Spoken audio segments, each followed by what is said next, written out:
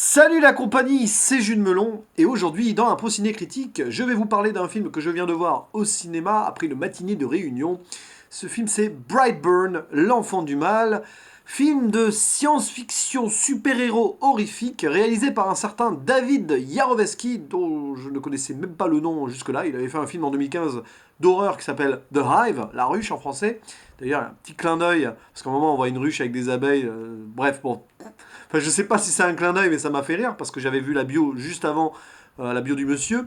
Et donc, film sombre de super-héros produit par un certain James Gunn, oui, Monsieur les Gardiens de la Galaxie, qui avait fait d'ailleurs un film un peu sombre d'anti-héros il y a quelques années qui s'appelait Super, que j'avais vu l'année dernière, que j'avais pas trouvé super bon, malheureusement, mais bon, intéressant quand même. J'en avais fait une vidéo et j'avoue que je me souviens plus grand chose du film, malheureusement, donc c'est jamais bon signe. Bref, ici, il ne réalise pas le film, il le produit. Film écrit par ses frères, Matt et Brian Gunn. Bon, ils sont plusieurs, les Gunn, hein, je crois, à graviter autour du cinéma, et ils sont une bonne fratrie comme ça. Et c'est donc avec des acteurs qui sont pas forcément très, très connus non plus. Elizabeth Banks dans le rôle de la mère, David Denman dans le rôle du père. Lui, je me souviens, il avait joué dans Big Fish, le rôle de Tom Price, l'un des ennemis du jeune Edward Bloom, joué par Ewan McGregor. Bon, bref, voilà. Et puis le jeune Jackson Hayden, qui joue donc l'enfant du mal, et qui apparemment avait joué dans Avengers Endgame, mais j'ai pas vérifié quel rôle, et puis bon, voilà, parce que j'ai vu ça dans un petit article juste avant de faire la vidéo. Et donc c'est l'histoire d'un enfant venu du ciel, qui s'est écrasé près d'une ferme au Kansas, dans le comté de Brightburn d'ailleurs, d'où le nom du film au final. Et il a été recueilli par un couple de fermiers qui étaient jusque-là stériles, qui ne pouvaient pas avoir d'enfants. Et du coup, la mère, par exemple, accueille l'enfant venu dans son vaisseau, pouf, comme ça, au milieu de nulle part, comme un cadeau du ciel. Ils vont décider de l'élever en lui faisant croire qu'il a été adopté, blabla, tout ça. Et 12 ans après, malheureusement, les choses ne se passent plus vraiment comme ça se passait jusque-là. Parce que finalement, il avait eu une croissance plus ou moins normale. Mais voilà, l'adolescence, la puberté arrive, et l'enfant change. Enfin, il change, oui, mais pas comme un ado normal, c'est juste qu'il va découvrir, malgré lui, qu'il est l'enfant du mal. Voilà, donc qui va faire des choses malsaines et assez horribles autour de lui. Donc, moi, c'est le genre de film qui m'intéresse. J'aime bien ces productions qui prennent les codes de certains genres à contre-pied. Voilà, film de super-héros, oui, mais un super-héros méchant, donc film d'anti-héros, film de vilain, villain en anglais.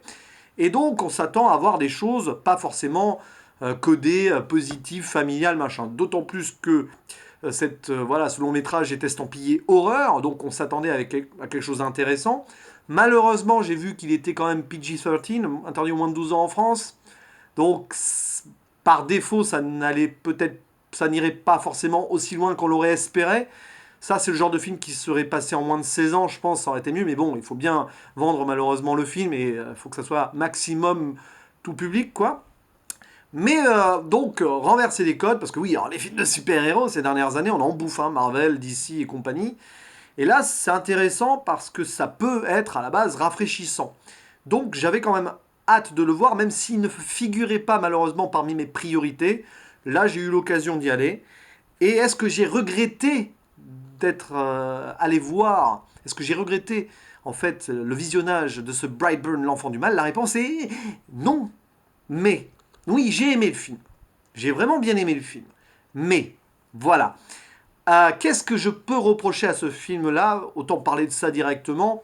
C'est le fait qu'il soit incomplet. Alors, je ferai une partie spoiler à la fin de cette vidéo. D'ailleurs, il y a déjà le timecode en bas en description. Donc, arrêtez-vous avant si vous n'avez pas vu le film. Mais voilà, incomplet parce que je trouve que le film ne va pas aussi loin qu'il aurait pu aller. Alors, oui, parce que interdit au moins de 12 ans maxi. Donc, ça va pas forcément trop dans le sang. Mais il y a des scènes gore intéressantes, hein.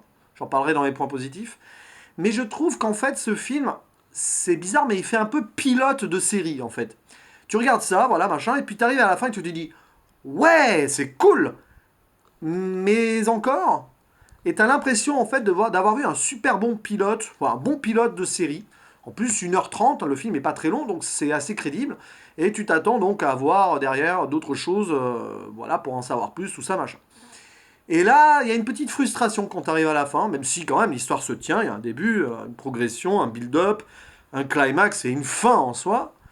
Mais voilà, petite frustration. Alors d'autres choses aussi, c'est que, bah, comme je l'ai dit, le film fait 1h30. C'est trop court, je pense. D'autant plus que ils prennent leur temps à faire un bon build-up, ce qui est bien d'ailleurs, hein. Voilà, le build-up autour de la famille. On découvre le jeune enfant qui s'appelle Brandon, avec ses parents, Kyle et Tori. Et voilà, vie familiale, le changement, le père qui a cette discussion maladroite avec son fils, ouais, ton corps change. Bon, voilà, on est un petit peu chouchouté là par le réalisateur et on nous met dans une zone de confort pour mieux nous désarçonner au moment où ça va péter. Bon, je trouve ça bien, bien tenté sur le principe. Donc cool, on sent que ça va mal se tourner, parce que de toute façon on sait ce qu'on va voir, l'enfant du mal, quoi. Bon bref, même si on n'a pas vu le trailer et tout, on sait que ça va mal se passer, que ça va mal tourner. Mais ça prend son temps, ce qui est bien, mais du coup, au final, ce qui tourne mal, les scènes un peu violentes et tout, et quand ça devient maléfique et malsain, machin, c'est trop rapide, c'est trop court, et je trouve que c'est pas assez développé par rapport à ce très bon build-up en soi. Enfin, ce très bon. Dans la narration, c'est bien buildé. Après, il y a des petites scènes qui sont peut-être un peu trop clichés et tout. Mais bon, comme je l'ai dit, c'est pour nous piéger, pour nous mettre dans une zone de confort, pour mieux nous en sortir après. Et au final, le film aurait pas été plus mal. Au contraire, je pense, avec 15-20 minutes de plus sur les actions finales. Et voilà, quoi. C'est parce qu'au final, tu te retrouves avec cette impression d'avoir vu un film qui te propose quelque chose d'intéressant, mais sans forcément trop développer l'aspect malsain et maléfique de ce jeune homme Brightburn, donc Brandon Breyer de son nom, bébé les initiales comme Brightburn, comme la ville dont il est issu, comme le sigle qui fait en deux losanges qui ressemblent à deux B. Sa mère en plus lui dit que ce sera toujours son baby, son bébé. Bon, vous voyez les bébés ils sont partout là, hein. Puis bon, super héros avec les initiales avec les mêmes lettres et tout, on connaît. Bon bref, finalement, ouais, frustration, quoi. C'est un peu le mot quand même que je retiens de ce film-là, même si l'ensemble est intéressant. Vraiment intéressant. Qu'est-ce que je reproche aussi sinon? Oh, les acteurs sont pas géniaux quand même.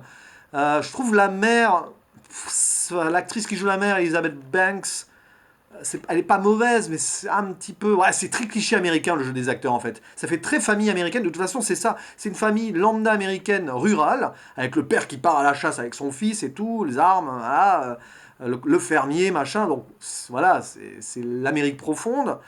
Attention, le film n'est pas non plus une propagande pour la NRA ici. On n'est pas dans Death Wish de Eli Roth, sorti l'année dernière, un film que j'avais pas aimé du tout. Non, voilà, c'est très lambda et le jeu des acteurs est forcément lambda par rapport à la famille. Après, quand ça part un peu en cacahuète, ça va mieux au niveau de l'acting et tout. Idem pour le gamin, hein, d'ailleurs. Voilà, le gamin au début c'est un ado, il devient ado, avec ses parents, bon voilà. Puis il joue bien le maléfique quand même, hein, le jeune Jackson Hayden. Il est assez crédible dans voilà, sa façon de ne pas avoir d'émotion, tout ça. Donc, ouais, voilà, l'évolution du jeu d'acteur est intéressant dans le film, mais c'est pas non plus le truc le plus percutant. Donc, ça, c'est pour les défauts du film, qui n'en sont pas ultimement non plus, mais quand même, au final, on peut pas placer cette œuvre enfin, au rang de la réussite absolue à cause de ça. Mais j'expliquerai en spoiler plus de choses par rapport à tout ça. Vous comprendrez, enfin ceux qui ont vu le film comprennent, je pense, là où je veux en venir. Bon bref, voilà. Et sinon, les bonnes choses, bah oui, il y a deux trois scènes gore, pas plus. Peut-être aller plus loin, mais ça, bon, je l'ai déjà dit. Mais il y a quand même deux trois scènes gore qui font mouche. Avec, ouais, bah, moi, j'aime pas les trucs au niveau des yeux et tout. Il y a ça, il y a un moment, il y a une mâchoire complètement explosée. Ouais, c'est cool quand même. Mais bon, ça aurait pu aller plus loin, mais ça ose quand même certaines choses. Il y a un petit peu d'hémoglobine et ouais, on flippe un peu. Il y a quelques jumpscares vite fait avec la présence du garçon dans les maisons, machin, alors qu'il ne devrait pas être là, machin. Très cliché, petit côté insidious, tout ça. Enfin voilà. Le côté horrifique est assez classique en soi, mais mélangé au côté malsain d'un jeune garçon super-héros, moi j'ai trouvé ça intéressant. Donc, je dis oui à ce Brightburn, l'enfant du mal. C'est pas un grand grand oui, mais c'est un bon oui. J'ai vu que le film a été plutôt mal accueilli. Là, il a 5,5 de moyenne sur Sens Critique. Non, moi je pense que j'ai monté à 7, sans souci, parce que j'ai passé un moment sympa. Voilà, j'ai eu un moment de tension, hein, ce qui est intéressant dans un film d'horreur. c'est pas tout le temps que ça m'arrive. Et donc là, je vais passer au spoiler. Je suis obligé de spoiler un truc par rapport à la fin. Donc arrêtez-vous là si vous n'avez pas vu la vidéo. Spoiler donc pour ceux enfin, si vous n'avez pas vu le film, pardon. Spoiler pour ceux qui ont vu le film. La fin donc. J'ai été rassuré parce qu'à un moment, je me suis quand même demandé si ça allait pas être une happy end. Le gamin, il tue tout le monde. Il tue sa tante, enfin non, il tue son oncle. Je sais même plus s'il tue sa tante. Bon, bref, il tue son oncle. C'est lui qui a la mâchoire explosée. Il tue la mère de son ami, d'une de ses amies à l'école. Alors oui, alors, il est un petit peu aussi intelligent, rejeté à l'école, machin. Il y a cette petite thématique du harcèlement vite fait scolaire parce que c'est un intello et tout. Bon, voilà, bon, forcément. Voilà, donc il tue ces deux personnes-là, et puis il tue son père, surtout. Bon, son père, il l'amène chasser pour se débarrasser de lui, le tuer. Sauf qu'il est bête, le père, il sait très bien que son fils est invincible, il le voit avant, et bon, d'ailleurs, il y a des trucs qui sont pas très crédibles dans le choix des parents, mais bon, ils sont paumés, hein, comme seraient paumés tous les parents dans cette situation. Bref, il essaye de shooter son fils, ça marche pas, et du coup, le fils le fait brûler avec ses yeux, enfin, bon, voilà, bref. Et à la fin, bah, la mère, bon, c'est bizarre parce que les enjeux sont étranges dans le film. On sent que le gamin n'a pas d'antagoniste et n'a pratiquement pas de faiblesse. Puis on se souvient que son vaisseau, voilà, dans lequel il est arrivé, qui est caché dans la grange, d'ailleurs c'est ce vaisseau qui l'appelle et par des voix lui dit Take the world, prends le monde, voilà, machin, on sait pas pourquoi, mais pourquoi pas. Et à un moment, bah, le découvre auprès de ce vaisseau, il tombe et il se fait mal. Pour la première fois, il se blesse, il saigne, parce qu'il s'est écorché sur son vaisseau. Visiblement, son vaisseau est fait d'un métal, une sorte de kryptonite personnel, parce que oui, évidemment, il y a beaucoup de références à Superman dans le film. J'en ai même pas parlé en intro, mais c'est évident. Le gamin recueilli qui vient du ciel, bon voilà. Et du coup, la mère se souvient et elle va prendre un machin pour tuer son fils adoptif du coup, avec le métal du vaisseau. Et là, tu te dis, oh non, non, ce serait trop simple. Bah non. Heureusement, le fils, il s'en rend compte, il tue la mère, et à la fin, il a gagné. C'est maléfique. Il crée un crash d'avion, voilà, machin, et il a gagné. Et c'est là que c'est incomplet, au final.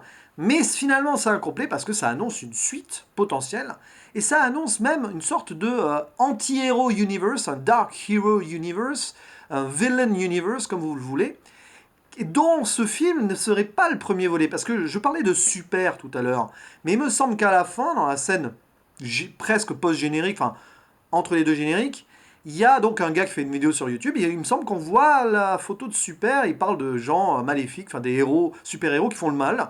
Il y en a 4, je crois, et il me semble qu'il y a Super dans la liste. Alors c'est pour ça que je me rappelle pas du film, c'est dommage, mais serait-ce dans le même univers, au final? James Gunn ne serait-il pas en train de créer son univers à lui? Pourquoi pas? Moi je dis oui. Attention aux redites et surtout à voir quels aboutissements et quelles conséquences et quels enjeux aussi on peut avoir autour de ça, parce que c'est pas évident. Donc pourquoi pas une suite de ça, deux autres origin stories si vous voulez, parce que ça serait une origin story, et après les 4, peut-être que ce sont des méchants qui veulent à tout prix coloniser la Terre, mais pas pour les mêmes raisons, donc peut-être qu'ils vont s'affronter entre méchants, et la Terre va être dévastée comme ça. Je ne sais pas, j'essaie d'imaginer, mais ça pourrait être intéressant d'avoir que des méchants qui s'affrontent. Pourquoi pas, et aucun gentil. Bon voilà, donc voilà pourquoi j'ai fait ce spoiler-là, parce que bah, à la fin, tu as quand même l'impression que ça ouvre une suite. Et donc, d'où l'impression de pilote de série. Là, vous comprenez mieux ce que j'ai voulu dire tout à l'heure. Mais en tout cas, c'est intéressant. Bon, après, j'ai pas parlé de la mise en scène et tout, enfin, si vite fait sur le côté horrifique. Il n'y a rien de particulièrement novateur non plus, mais c'est plutôt bien fait. Les effets spéciaux sont cool. On passe un bon moment et ouais, j'aurais pu mettre 6, je vais mettre 7 parce que j'ai passé un moment sympathique et j'aime bien l'idée de ce film-là, même si ça aurait pu aller plus loin.